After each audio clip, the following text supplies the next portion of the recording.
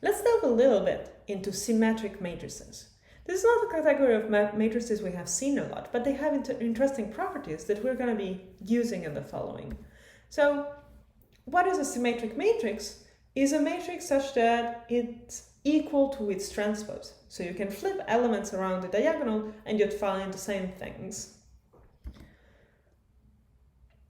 A is a symmetric matrix if and only if the inner product between any vector x with a times y is equal to y inner product ax for any x and y, where the inner product is the product between the transpose of the vector a times b. So you go along a and along b, you match the elements and you sum all of that. An inner product is always a real, sometimes complex number depending on the field you're in, but in our case it's always going to be a real number. So let's have a little look at why this stands. So x inner product ay is equal to x transpose ay, that is equal to the sum of over I and j, where both go from 1 to the size of a, of xi, aij, yj. If you're confused, please work this out on your own. And y inner product ax is the sum over ij of yi, aij, xj. So you notice that between the first line and the second line, the only thing we have done is switching the indices I and j. First we had I associated to x, and now we have I associated to y. This is true, like these two equations are equal trivially if we can fix aij equals aji. So we have solved it. If, independently of x and y, if aij is equal to aji, these two equations are the same.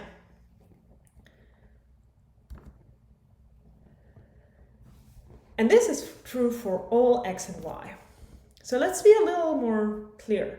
If we choose x to be the vector with 0 everywhere except one element that is 1, that we place as position k, and y is the vector of all zeros except one element at position L that we assign the value 1, then when we're doing these sums, we notice that the only element that stays of our sums is akl in the first equation.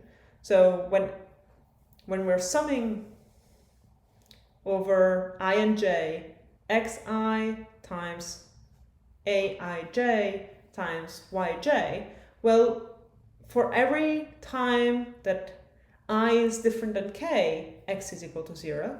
For every time that j is different than L, y is equal to 0. So the only element that is left is the element in which we're summing xk and yl.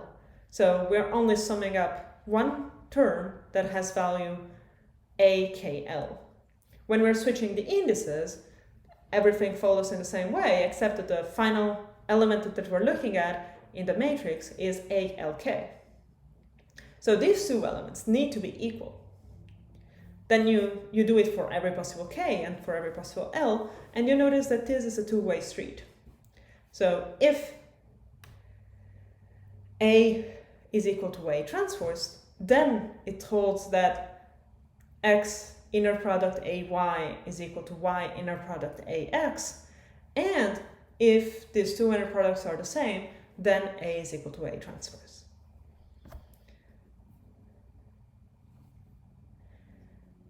Let's look at spectral theorems. Let's look at the spectral theorem for symmetric matrices. What is a spectrum? A spectrum is the set of eigenvalues. It's a very general term. We're not going to really look at what it means. But when we look at spectral theorems, it means that we have some information about eigenvalues of whatever we're looking at.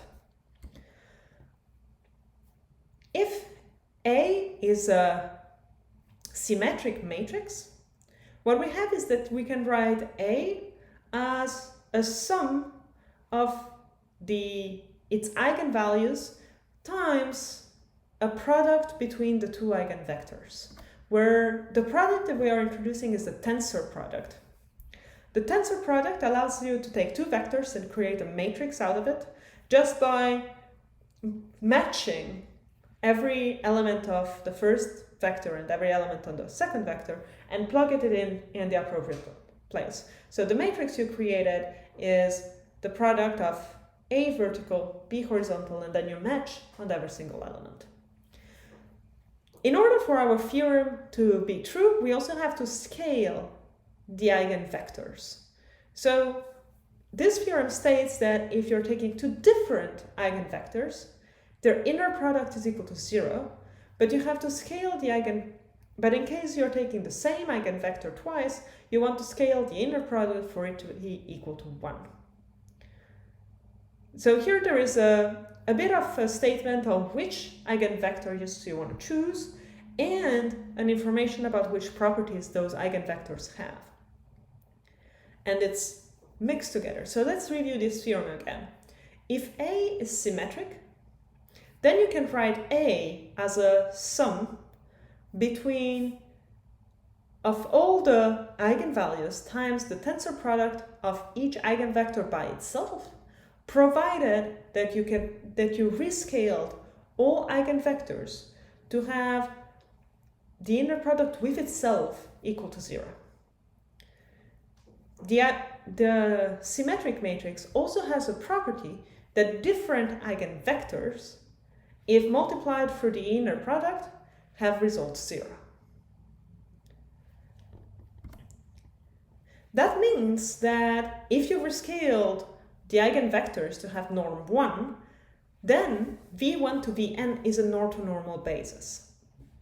Orthonormal base means that you can write a lot of things, that you can write any vector in Rn as a sum of coefficients times this base. And it's very easy to find the coefficients in front, plus it's orthonormal if each vector is each vector in the base is perpendicular to any other vector in the base. That means their inner product is equal to 0. And you want to scale it in such a way that the product of a vector times itself is equal to 1. Let's look at an example about what a tensor product is for two vectors. So these are very random vectors. A is equal to 1, 2, 3, and B is equal to 4, 5, 6. A tensor product B is a matrix that is 3 by 3, in which the first line is B times the first element of A, so 4, 5, 6. Then the second line is B times the second element of A, 8, 10, 12. And then the third line is B times the third element of A, so 12, 15, 18. You can also view it the other way, being the first column being A, all of A, times the first element of B, so 4, 8, 12. The second column being all of A times the second element of B, and the third column being all of A times the third element of B. The only thing you have to remember is in which order you're putting things. A stays vertical, B stays horizontal. Let's look at another example. Here I want to show you how the theorem we just stated can be used to reconstruct a symmetric matrix given the eigenvalue and eigenvector pair. So let's look at a simple symmetric matrix. So A, that is 1, 2, 2, 1. A has 1 and 1 on the diagonal, is a 2 by 2 matrix. There is only one element outside the diagonal because it's symmetric, and we have placed 2 there. We first look at the eigenvalues. So this is the computation to find the eigenvalues. I'm not going to be, by words, I'm not going to be going through it, but you can go through it on your own. You have lambda being either -1 or +3. You can check the eigenvectors, and you can see that the eigenvectors end up being 1, -1, and 1, 1. If you look at it in the R2, they are the two diagonals. So they are indeed spanning R2. It's just a 90-degree shift with respect to the usual. Then we want to renormalize it. If V is an eigenvector, then we can choose any k times V with any constant k, and that will still be an eigenvector. And we want to choose k such that the inner product of kv times kv is equal to 1, and you can do that by choosing k as 1 over the norm of v, with the standard Euclidean norm of v.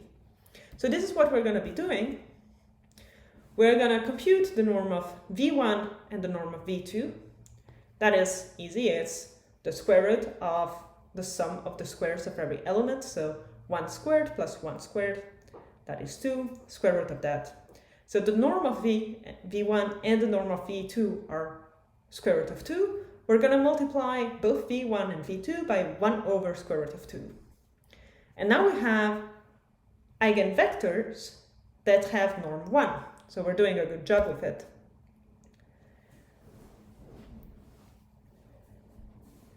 We have stated before that if we're looking at eigenvectors associated with different eigenvalues of a symmetric matrix, then their inner product is equal to 0. They're orthogonal to each other. So we can see it in our example quite trivially. They are indeed perpendicular. And to continue the example, we want to reconstruct A as the sum between lambda1 times tensor product of v1 by itself plus lambda2 tensor product of v2 by itself. So we write everything down. We write down the tensor products of the two elements. So we have this big, two element vectors, tensor product with each other, make a 2 by 2 matrix, and we can indeed retrace exactly the matrix we started with. This is not a proof, but it's something to give you an intuition of why this is working and how this is working together. So here we're actually going to go into the proof. Now that we have seen how it works, maybe we can understand why it works. So we are taking two different eigenvalues, lambda1 different than lambda j. And we know that this is the eigenvalue problem, so that A times Vi is equal to lambda I Vi, and the same goes for j. Then we apply an inner product of Vj times AVI and Vi times AVJ. Then we know that AVI and AVJ are respectively lambda I Vi and lambda j Vj, and we can take the constant out of the inner product. The inner product has also the property that you can switch the order of things inside there and you'll have the same result. So if we take the difference between these two statements, you have that lambda I minus lambda j times the inner product between Vi and Vj is equal to the difference between, well, the left-hand side, so Vj AVI minus Vi inner product AVJ. And these two are the same things because A is symmetric, and we have seen this before. So this is equal to 0. So lambda I minus lambda j times inner product Vi Vj is equal to 0. But lambda I is different than lambda j, so the only option that we have is for Vi being perpendicular to Vj. If I is different than j. So Vi is perpendicular to Vj. If they're not perpendicular, they need to be equal to 1. So we have created norm for normal basis of Rn.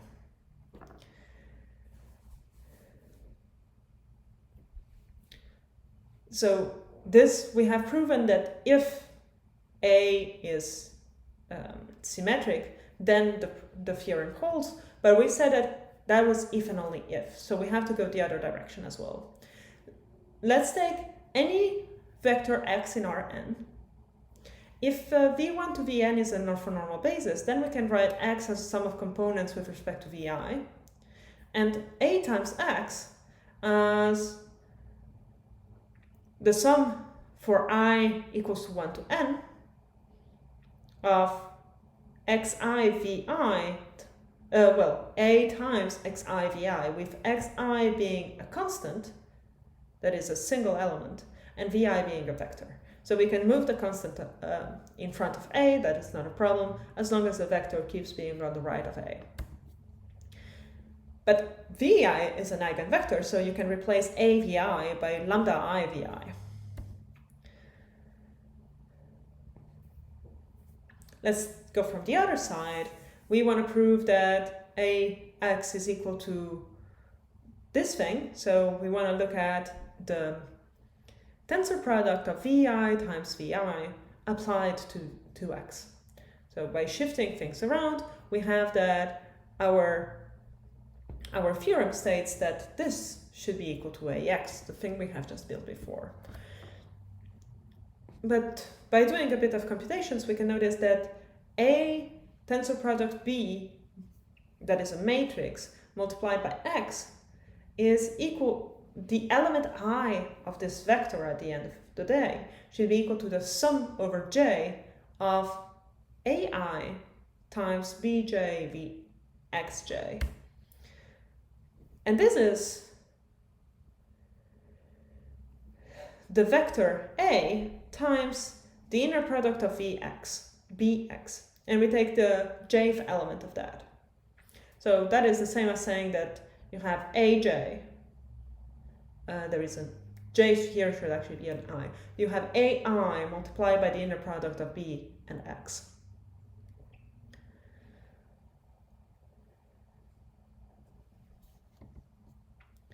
Then we have that ax is equal to, for what we said before, the sum of lambda I xi vi, but also the sum of lambda I times vi times the inner product between x and vi.